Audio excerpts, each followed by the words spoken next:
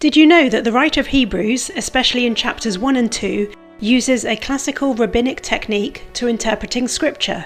In chapter 1 alone, he quotes from 8 different Old Testament passages and puts them together to reveal a deeper meaning. We're expected to know the full passage the verse is taken from, all the parallel and equivalent passages, and the similarities and differences between them. Then we can fit the pieces of the jigsaw together to reveal a beautiful picture. Could we make the same conclusions that the author of Hebrews made?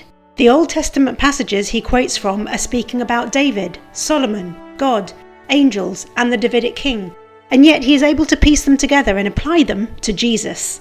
Let's take a brief look at some of the passages quoted in Hebrews chapter 1. "You are my son, today I have become your father" is from Psalm 2. This speaks of David on one level, as he is referred to as God's son. However, the psalm continues that God will make the nations his inheritance and he will rule with an iron scepter, which clearly refers to the Messiah, not David. "I will be his father and he will be my son" is from 2 Samuel and 1 Chronicles, and speaks of Solomon.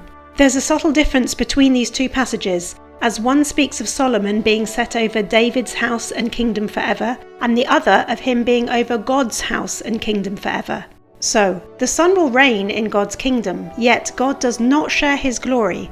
Therefore this refers to the Messiah, who will be both priest and king.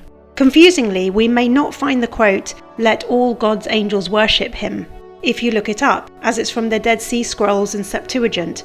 It's referring to God himself, but it is applied to Jesus here. The author continues that Jesus' reign is marked by righteousness and justice, verses originally about the Davidic king. More amazingly, the author again applies verses originally about God to Jesus, as he quotes a psalm speaking of God as creator and his eternal nature. Finally, the author explains how David's Lord sits at God's right hand, referring to Jesus. Jesus also quotes this psalm when testing the Pharisees about whose son the Messiah is, and Peter quotes it in his first sermon to prove that Jesus is both Lord and Messiah.